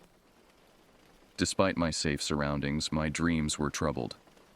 Shifting landscapes where canyon walls became living entities, where golden eyes watched from every shadow, where my camera captured images that changed when I reviewed them, revealing truths I didn't want to see. I woke before dawn, disoriented momentarily by the unfamiliar surroundings. The events of the previous day and night came rushing back, along with the realization that I had one final day in Big Bend. Despite everything, I still needed those dawn shots of the desert for my presentation. The question was, would the mountain lion be waiting for me? I left the bunkhouse at first light, nodding to the bleary-eyed ranger coming off night shift. My van sat undisturbed in the parking area, though I circled it carefully, checking for any new marks or signs of tampering. Finding none, I loaded my overnight bag and consulted my park map. For my final shots, I had planned to visit the Dagger Flat area, known for its stands of giant dagger yucca that bloomed spectacularly in spring. It was remote enough to offer the pristine landscape I needed, but accessible enough that I wouldn't be completely isolated. Before setting out, I stopped at the ranger station to report my plans, a precaution that now seemed essential rather than optional. The morning dispatcher noted my intended location and estimated return time, advising me to check in by radio if I would be later than expected. "Any more sightings overnight?" I asked. The dispatcher shook her head. "Nothing reported, but that doesn't mean much. Most visitors are asleep during peak activity hours for mountain lions." I thanked her and headed out. The morning air still cool enough to require a light jacket. The sun was just cresting the eastern horizon as I drove, painting the landscape in that magical golden light photographers chase around the world. Dagger Flat was about 40 minutes from the basin, down winding mountain roads that gradually leveled out into desert terrain. As I drove, I found myself constantly checking my mirrors and scanning the roadside, expecting at any moment to glimpse that tawny shape. The dirt road to Dagger Flat was rough but manageable in my van. I passed no other vehicles, unsurprising for this early hour in a less visited section of the park. The isolation that would normally have delighted me now set my nerves on edge. I parked at the small turnaround at the end of the road and sat for a moment, listening to the ticking of the cooling engine and the subtle sounds of the desert morning, distant bird calls, the rustle of wind through the yucca stands. Everything seemed normal, peaceful even. Taking a deep breath, I gathered my camera gear, water, and bear spray. Today, I added a walking stick I sometimes used on rough terrain, both hiking aid and potential defense tool. The dagger yuccas were impressive even from a distance, their thick trunks and sword-like leaves creating dramatic silhouettes against the morning sky. Many were in bloom, their tall, flowering stalks reaching upward like natural monuments. I began photographing immediately, capturing the interplay of light and shadow as the sun rose higher. For nearly an hour, I worked uninterrupted, moving among the yuccas to find different angles and compositions. The creative focus was therapeutic, temporarily pushing aside my anxiety about the mountain lion. This was why I had come to Big Bend, to document its harsh beauty, its resilient life forms, its ancient geological story. I was lining up a shot of a particularly spectacular yucca bloom when I heard it. A subtle displacement of air, like something large moving quietly nearby. I lowered my camera slowly and turned, scanning the landscape. Nothing moved among the yuccas or the scattered boulders. Yet the feeling of being observed was overwhelming, raising goosebumps on my arms, despite the now warm morning air. "I know you're there," I said aloud, surprised by the steadiness of my voice. "Show yourself." Silence answered me. I raised my camera again, ostensibly returning to my work, but actually using the zoom lens to systematically search the surrounding area. Through the magnification, I examined each shadow, each potential hiding place. The flash of movement came from an unexpected direction, behind a yucca I had already photographed, perhaps 30 yards to my left. I swiveled the camera quickly, focusing on the spot. There it was, the mountain lion, partially concealed behind the yucca's broad base but clearly visible through my telephoto lens. It was watching me with that same unsettling intentness I had seen at Santa Elena Canyon. My finger automatically pressed the shutter button, capturing the image before conscious thought caught up. The sound seemed unnaturally loud in the quiet desert. The cat's ears flicked at the camera's click, but it made no move to retreat. Instead, it stepped fully into view, revealing its impressive size. In the clear morning light, I could see details I had missed before. A notch in its right ear, a pattern of darker spots on its hindquarters that was unusual for mountain lions, and those extraordinary eyes, almost luminous even without the reflection of artificial light. I took another photo, then another, professional instinct temporarily overriding fear. The cat watched me, neither approaching nor retreating. Its tail swished slowly, not the agitated lashing that would indicate imminent attack, but a more contemplative movement. "What do you want?" I asked softly, not expecting an answer. To my amazement, the mountain lion sat down on its haunches, still watching me. The posture was almost dog-like, incongruous for a wild predator. It reminded me of encounters I'd had with animals in places where humans had habituated them through feeding, a comparison that did nothing to ease my concern. I slowly lowered my camera and stood very still, considering my options. Running was out of the question. I could try to back away toward my van, but it was a considerable distance, and any retreat might trigger predatory instincts. As I deliberated, the mountain lion rose again and took a few steps toward me, moving with that fluid grace that made even simple locomotion seem like a demonstration of power. It stopped perhaps 20 yards away, still a safe distance, but close enough that I could now see it without the aid of my zoom lens. Then it did something I still struggle to explain. It lowered its massive head to the ground and appeared to nudge something forward with its nose, pushing an object toward me across the desert floor. I stared in disbelief, unable to process what I was seeing. The cat repeated the motion, clearly moving something intentionally in my direction, then backed up several steps and sat again, as if waiting. Curiosity overcame caution. I raised my camera and zoomed in on the object the lion had pushed toward me. Through the lens, I could make out a small, dark shape against the pale desert soil. It appeared to be a piece of leather or fabric, weathered and discolored. Keeping one eye on the mountain lion, I took a few cautious steps forward, then a few more. The cat remained seated, watching with those unnerving golden eyes. When I was close enough to see the object clearly without my camera, I stopped short. It was a leather wallet, cracked and faded from exposure, partially covered with dust. With a growing sense of unreality, I took another step forward, then crouched to pick it up. The wallet was old and weathered, but still intact enough that I could open it. Inside, I found a Texas driver's license issued to Howard Gaines, with an expiration date from 3 years earlier. There was also a faded photograph of a middle-aged man standing proudly beside a hiking trail marker for the South Rim Trail in Big Bend. My mind raced as I turned the wallet over in my hands. Had the mountain lion found this somewhere in the park? Had it belonged to a hiker who died in the backcountry? Why would the cat bring it to me specifically? I looked up to find the mountain lion still watching me, its expression, if animals can be said to have expressions, unreadable yet somehow expectant. "What is this?" I asked, holding up the wallet.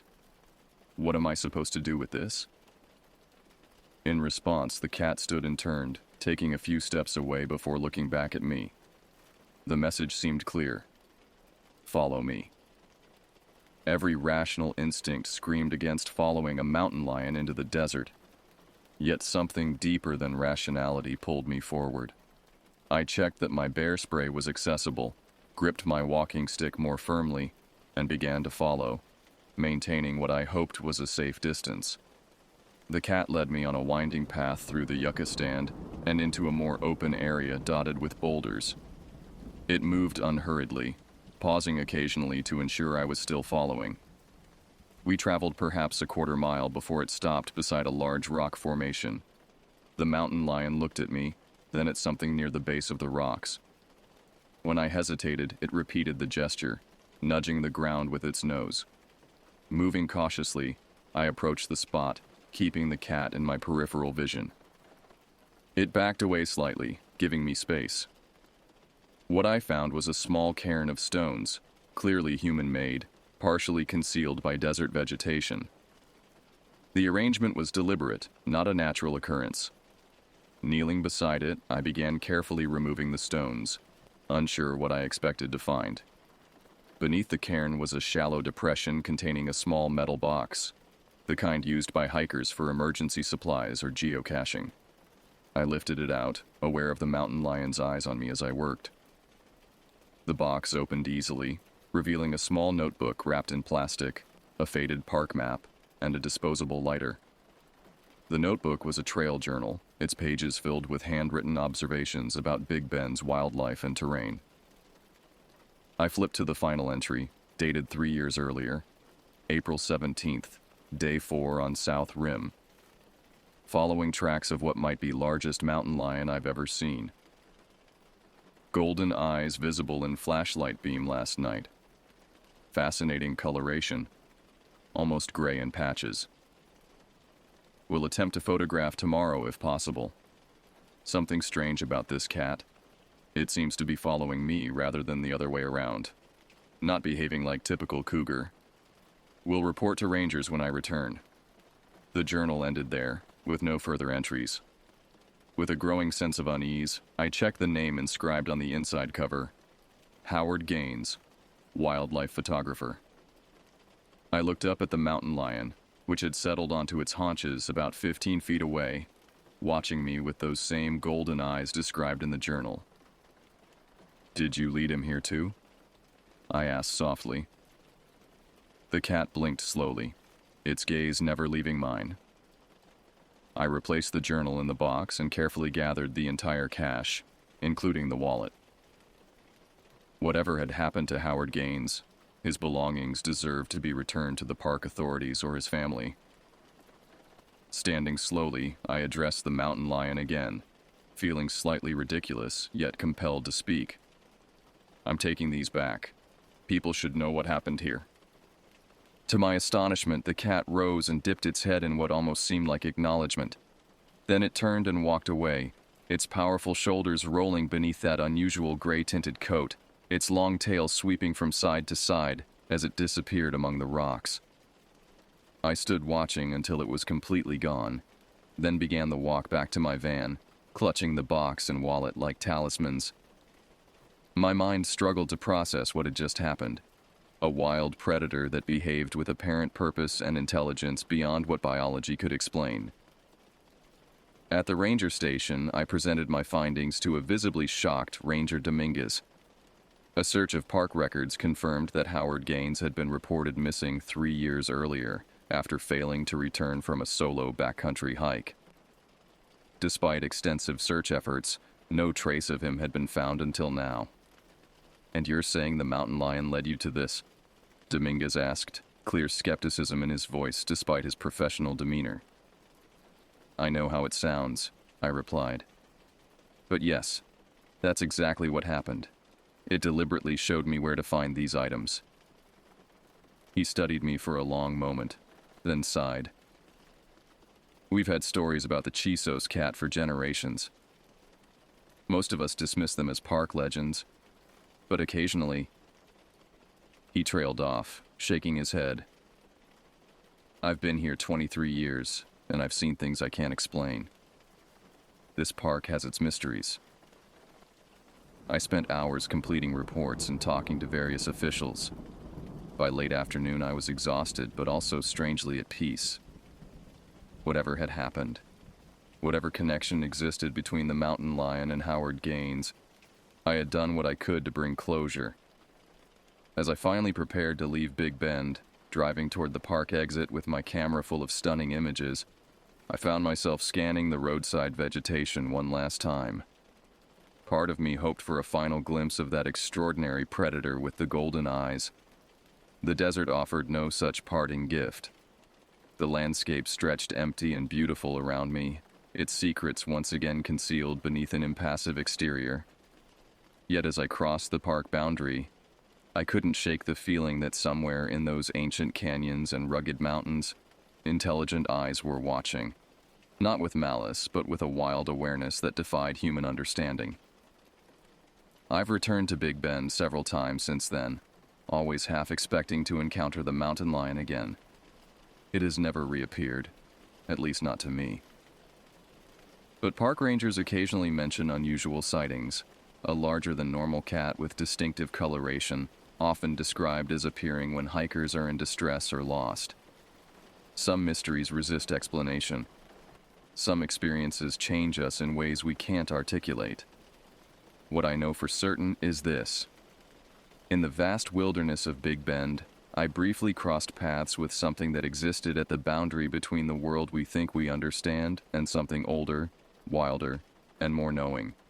And in that crossing, I glimpsed a truth about our place in the natural order, not as masters or even as observers, but as participants in a story far larger and stranger than we can comprehend.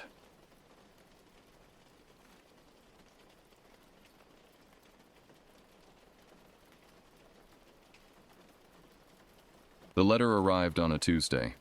Plain envelope, postmarked from a town I'd never heard of in northern Idaho. Inside was a deed and a handwritten note that would change everything. Property transfer, 40 acres, Echo Lake, Idaho, cabin and surrounding wilderness. Former owner, James Blackstone, deceased. New owner, you. The note was brief. You don't know me, but I knew your grandfather. This property has been abandoned for 2 decades. He always wanted you to have it when the time was right. That time is now. The keys are under the 3rd rock to the left of the front door. I'm sorry. No signature. Just a crude map drawn on the back showing how to reach the property from the nearest town. Whispering Pines. Population 842. I stared at the papers spread across my kitchen table, trying to make sense of it. My grandfather had died before I was born. My mother rarely spoke of him, and when she did, her voice would take on an edge that warned against further questions. All I knew was that he'd been some kind of wilderness expert who'd disappeared in the mountains. No body was ever found. And now, apparently, I owned his cabin. The timing was almost eerie. I'd just been laid off from my accounting job of 8 years, the severance package sitting untouched in my bank account. My apartment lease was ending next month, and my girlfriend of 3 years had decided last week that she needed space. Everything that had anchored me was coming untethered all at once. Maybe this was exactly what I needed. A chance to escape, to reset, to connect with the grandfather I'd never known. 2 weeks later, I was driving my old Toyota pickup along a rutted dirt road that barely deserved the name. The GPS had lost signal hours ago, forcing me to rely on the hand-drawn map. The forest pressed in on both sides, thick pines and firs creating tunnels of shadow even in midday. I'd passed the last signs of civilization, a gas station with ancient pumps, nearly 50 miles back. My stomach clenched with each mile deeper into nowhere. What was I doing? I was a city guy, comfortable with spreadsheets and coffee shops, not wilderness and isolation. Yet something pulled me forward. Curiosity, maybe. Or desperation. The road ended abruptly at a wall of trees. According to the map, I needed to continue on foot for another mile, following a barely visible trail. I grabbed my backpack, loaded with supplies, and locked the truck. No one was likely to steal it out here, but old habits die hard. The trail wound through dense forest, occasionally opening up to reveal glimpses of mountains in the distance. The late afternoon sun filtered through the canopy, creating dappled patterns on the forest floor. Despite my urban instincts screaming caution, I found myself breathing deeper than I had in years. The air was clean, scented with pine and earth. Then I heard it, water lapping against a shore. Pushing through a final screen of bushes, I emerged onto the edge of Echo Lake. The water stretched before me, crystal clear and still as glass, reflecting the mountains that surrounded it. And there, perched on a small rise about 50 yards from the shore, stood the cabin. It wasn't what I'd expected. No rustic log structure, but a substantial craftsman-style building of dark wood and stone. 2 stories, with a wide porch wrapped around the front and one side. A stone chimney climbed up the far wall. Despite obviously being abandoned for years, it seemed solid, well built. As I approached, I noticed details that sent shivers along my spine. Strange carvings adorned the porch posts and door frame. Not decorative, but primitive symbols that seemed to form a pattern around the entryway. Above the door hung a weathered antler rack from some massive deer or elk. Following the instructions, I found the key under the third rock to the left of the steps. It was old and heavy, made of iron that had developed a patina of rust. It turned with surprising ease in the lock. The door swung open with a creak that seemed to echo across the lake, giving the place its name. I stepped inside, into air that smelled of dust, old wood, and something else I couldn't identify, something musty and primal. The interior was dim, with sunlight filtering through dirty windows. A large main room held furniture draped in sheets, bookshelves lining one wall, and a massive stone fireplace. A kitchen area occupied one corner, with old-fashioned appliances and cabinets. A central staircase led to the second floor. But what caught my attention was the far wall. It was covered with maps, notes, photographs, and newspaper clippings, all interconnected with red string, like something from a detective show. At the center was a large topographical map of the surrounding wilderness, with certain areas circled in red. I moved closer, brushing away cobwebs. The yellowed newspaper clippings had headlines that made my blood run cold. Third hiker disappears in Anasazi wilderness. Search called off for missing forest ranger. Local man claims to have photographed forest guardian. Next to the last one was a blurry photograph of what appeared to be a tall, dark figure standing between trees. Someone had scrawled across it, "Not a guardian, a watcher." Thumbtacked next to this were pages of handwritten notes in what I assumed was my grandfather's handwriting. The script was tight and precise, detailing observations of strange sounds, unusual tracks found in mud, and theories about territorial boundaries. One passage caught my eye. They're intelligent, more than animals. They avoid cameras and traps.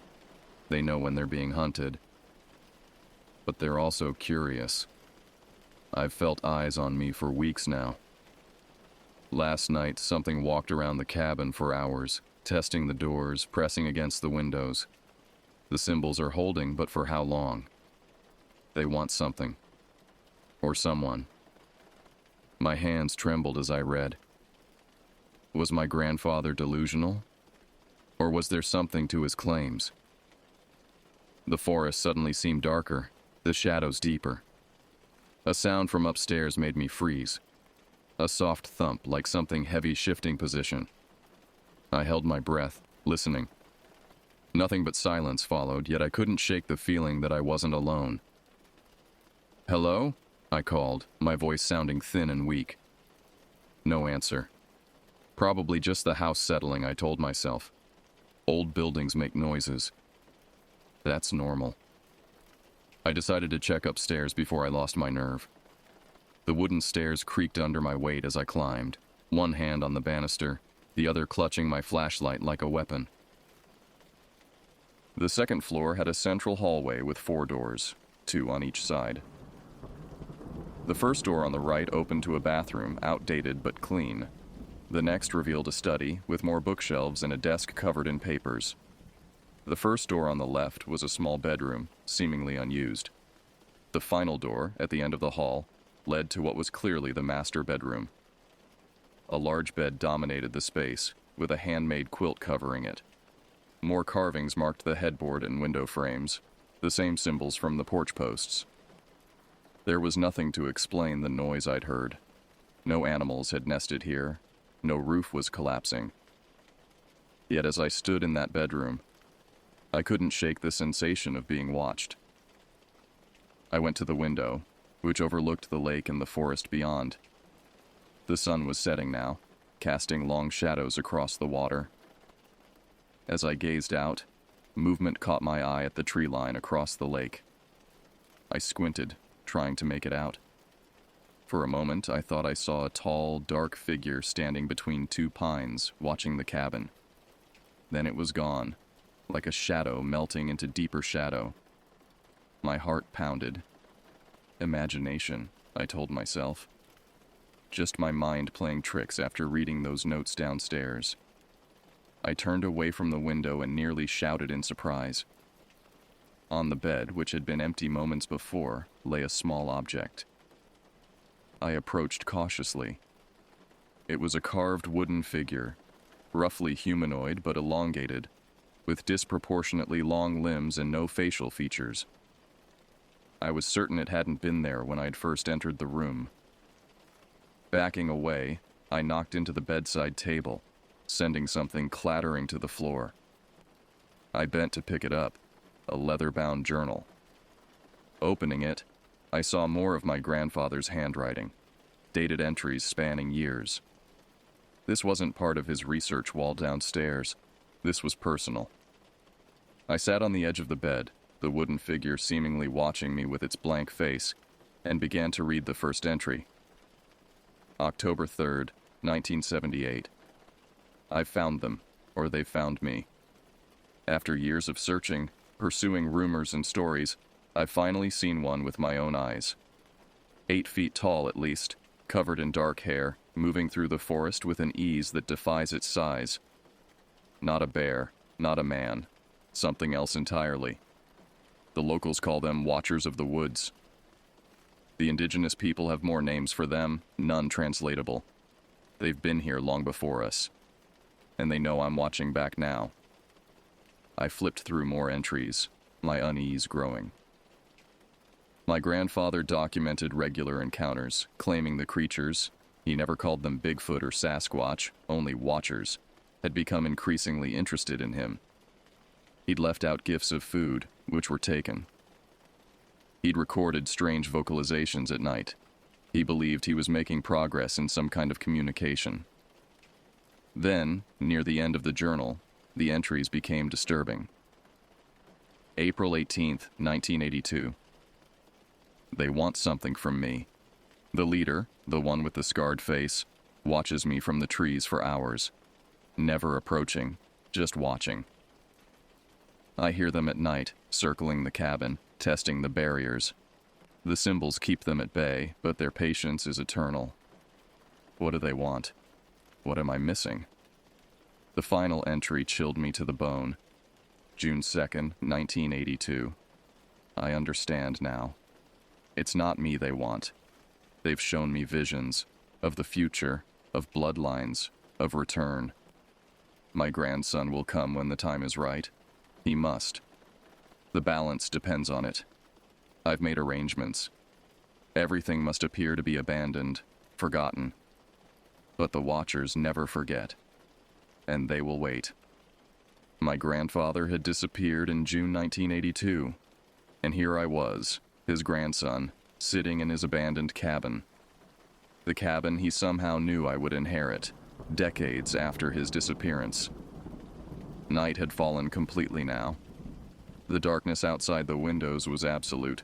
No streetlights or city glow to soften it, just impenetrable blackness, and somewhere in that darkness, something was watching, waiting, for me. A long, low howl echoed across the lake. Not a wolf, not any animal I recognized.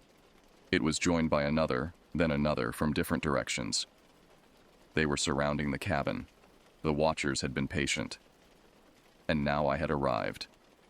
Morning came with surprising normality.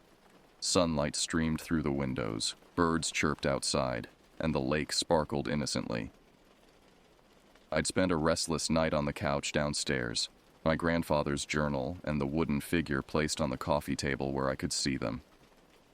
The strange howls had continued for hours before falling silent around midnight. In the light of day, I felt foolish. Of course, there were normal explanations for everything. The sounds were probably coyotes or wolves. The wooden figure could have been on the bed all along, just overlooked in the shadows. And my grandfather's journal. The ramblings of a man who'd spent too much time alone in the wilderness, his isolation breeding paranoia. Still, I couldn't dismiss everything so easily. The timing of the inheritance, the meticulous research wall, the specificity of his final journal entry predicting my arrival. And those symbols carved everywhere. What purpose did they serve? I made myself breakfast using supplies I'd brought since the kitchen cabinets contained only ancient canned goods. As I ate, I formed a plan. I would explore the property, get my bearings, and try to understand what had happened to my grandfather. If his research had any basis in reality, there would be evidence somewhere. Outside, the day was warm and clear. The cabin looked less foreboding in sunlight, though the carved symbols still gave me pause. I walked the perimeter, noting a shed behind the main structure and a small dock extending into the lake. Everything was weathered but solid, built to last. Inside the shed, I found tools, camping equipment, and a generator that surprisingly started after a few pulls. At least I'd have electricity when needed. More interestingly, I discovered a locked metal cabinet. After some searching, I found a key hidden in a coffee can on a shelf. Inside the cabinet were 3 items: an old Polaroid camera, a box of ammunition for a rifle I hadn't seen, and a leather pouch. The pouch contained what looked like primitive hunting tools, a stone knife with strange markings, something that might be a whistle carved from bone, and small pouches of dried plants and powders. These seemed oddly at odds with my grandfather's scientific approach documented in his journal. Pocketing the whistle out of curiosity, I headed toward the lake. A well-worn path led around the shore, and I decided to follow it. According to the maps I'd seen, the property extended well into the surrounding forest, encompassing a section of the lake shore and climbing partially up the nearest mountain slope. The path was easy to follow at first, but as it moved away from the lake and into denser forest, it became overgrown. Still, there were occasional markers, stones arranged in unnatural patterns or small carvings on trees that matched those on the cabin. My grandfather had mapped his territory carefully. About a mile from the cabin, I came across a small clearing. At its center stood a structure that made me stop short. It was a crude shelter built of branches and hides, forming a dome about 7 feet high. Too primitive for a modern hunter, too sophisticated for an animal. The hairs on my neck rose as I approached. The entrance was low, requiring me to stoop. Inside, sunlight filtered through gaps in the structure, illuminating a dirt floor with a shallow pit in the center. A fire pit, long cold. Around it were arranged stones in a pattern I recognized from the cabin's carvings. The walls of the shelter were lined with more hides, and hanging from the center was a collection of objects. Feathers, small bones, stones with holes in them, and another wooden figure like the one I'd found on the bed. This was no human campsite. At least, not any modern human. As I backed out of the shelter, a cracking twig nearby made me whirl around. Nothing visible, but the forest suddenly seemed quieter. The birds had stopped singing. That sensation of being watched returned, stronger than ever. "Hello?" I called, feeling foolish but unable to help myself. "Is someone there?" Silence answered me, but it was a loaded silence, pregnant with presence. I scanned the trees, looking for movement. Any sign of what my instincts screamed was watching me. There, between 2 massive pines about 50 yards away, a shadow darker than it should be. As I focused on it, it shifted slightly. Not a shadow at all, but something solid. Something tall. My breath caught. We stared at each other across the clearing, me and whatever stood in the trees. I couldn't make out details, just an impression of height and mass. It didn't move toward me, but it didn't retreat either. Remembering the bone whistle in my pocket, I slowly reached for it. My grandfather had kept it for a reason. My fingers trembled as I raised it to my lips and blew. The sound that emerged was unlike anything I expected. Not a shrill whistle, but a deep, resonant tone that seemed to vibrate the air itself. It echoed through the trees, across the clearing, and back again, multiplying and overlapping until it seemed to come from everywhere at once. The effect was immediate. The figure in the trees straightened, now clearly visible against the background. It was massive, at least 8 feet tall, broad-shouldered and covered in dark hair or fur. I couldn't make out facial features at this distance, but I could feel its focus intensify. It raised one long arm, not in threat, but in what seemed like recognition. Then it made a sound, a response to the whistle. A deep, throaty vocalization that rose and fell in a pattern, almost like speech. The hair on my arms stood on end. This wasn't random animal noise. This was communication. Before I could process what was happening, more sounds came from the forest around me. Similar vocalizations from different directions. There were others, hidden among the trees, surrounding the clearing. How many, I couldn't tell. 3, 5, more. My legs nearly buckled with fear, but some instinct told me running would be a mistake. These creatures, these watchers, could easily outpace me through terrain they knew intimately. And they hadn't harmed me, despite clearly having the opportunity. The first figure took a step forward, emerging partially from the tree line. In better light, I could see more details. A massive headset on broad shoulders, long arms that hung to mid-thigh, and dark, intelligent eyes that studied me with undeniable awareness. Its face was neither fully human nor fully animal, with a prominent brow ridge and wide nose, but expressive in a way that sent chills through me. This was no ordinary animal. There was something knowing in that gaze, something ancient and aware. It made another series of sounds, then pointed deliberately at the shelter, then at me, and finally back toward the direction of the cabin. The message seemed clear, even if I didn't understand the language. This place connects to that place. You belong to both. My mind raced. My grandfather's research, his journal entries about communication and gifts, the symbols carved everywhere as some kind of boundary marker or protection. It all suddenly made more sense. He hadn't been delusional. He'd been making contact, establishing a relationship with something science didn't acknowledge but indigenous peoples had known about for centuries. And somehow, he'd known I would come. That I would continue what he'd started. The creature made another gesture, this time extending its open hand palm up, then slowly closing the fingers.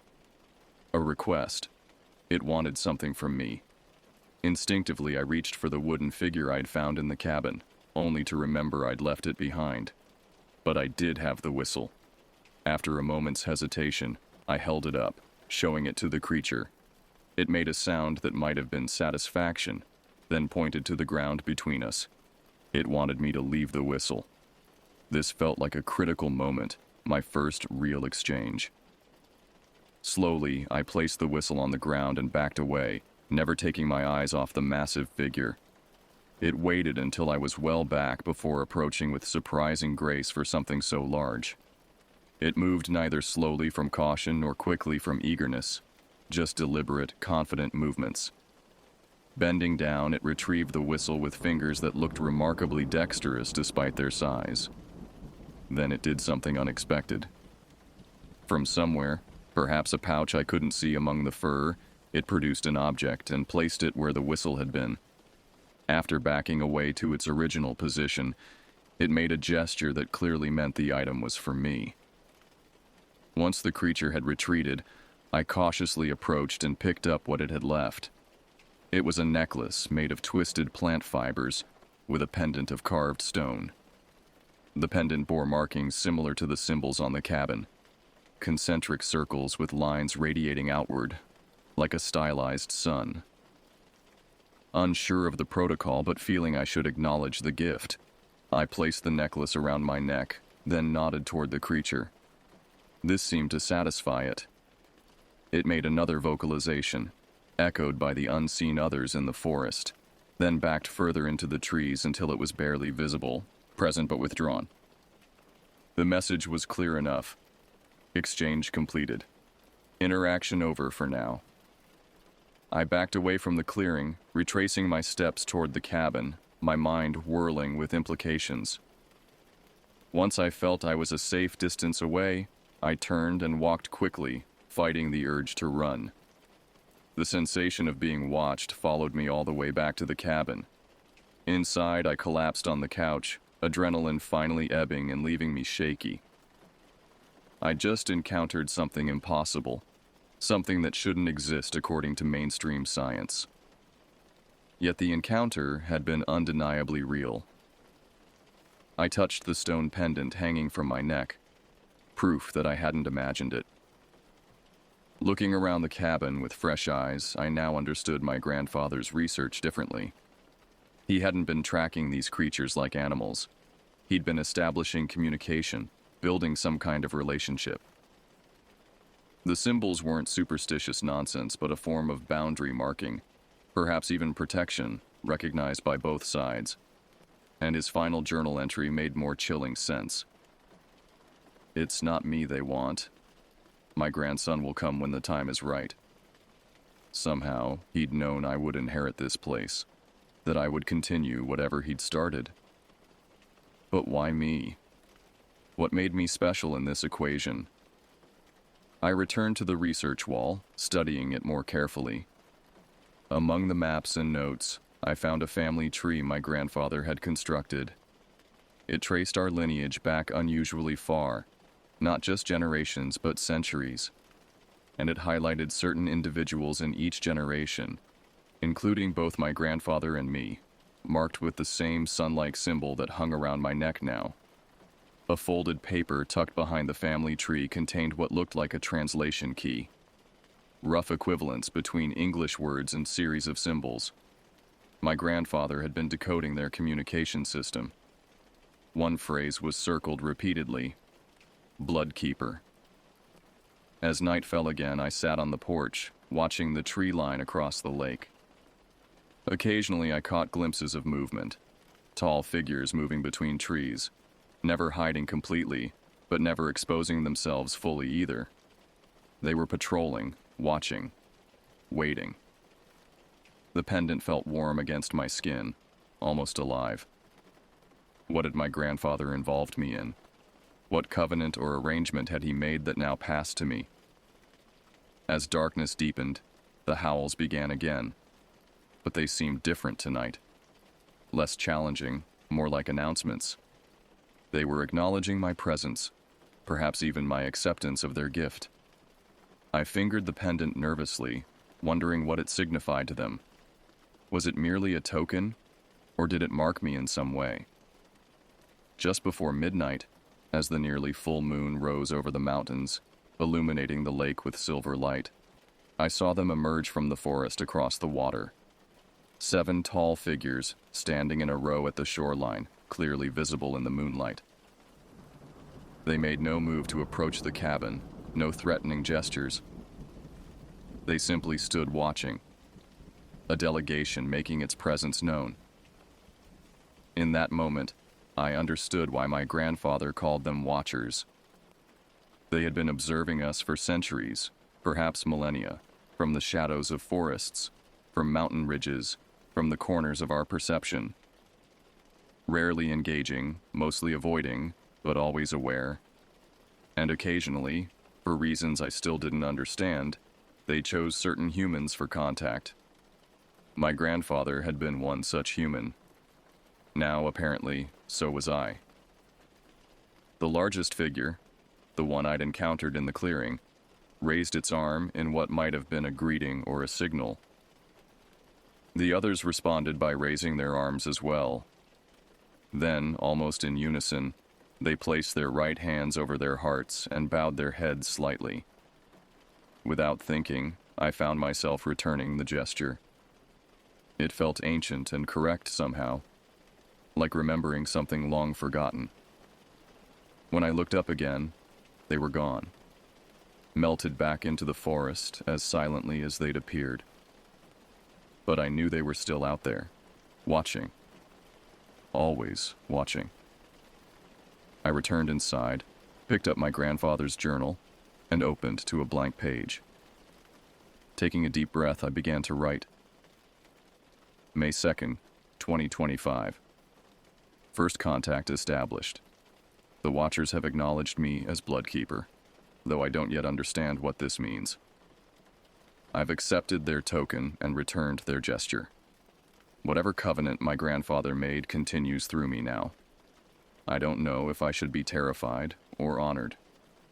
Perhaps both. I closed the journal and placed it on the mantel. Tomorrow, I would explore more of the property, perhaps find more of those strange shelters. I would study my grandfather's notes more carefully, try to understand the responsibility I'd inherited along with this land. For better or worse, I was now part of something ancient, something secret, something that existed in the shadows between what we know and what we fear. The Watchers had waited patiently for my return, and now their wait was over. In the distance, one final howl echoed across Echo Lake, not a challenge or a warning, but a recognition. They knew I wasn't leaving. And in truth, despite the fear and uncertainty, I knew it too. This remote wilderness, this cabin, these mysterious beings, they were part of my heritage, my legacy, my responsibility. And somewhere deep in the forest, my grandfather had known this day would come.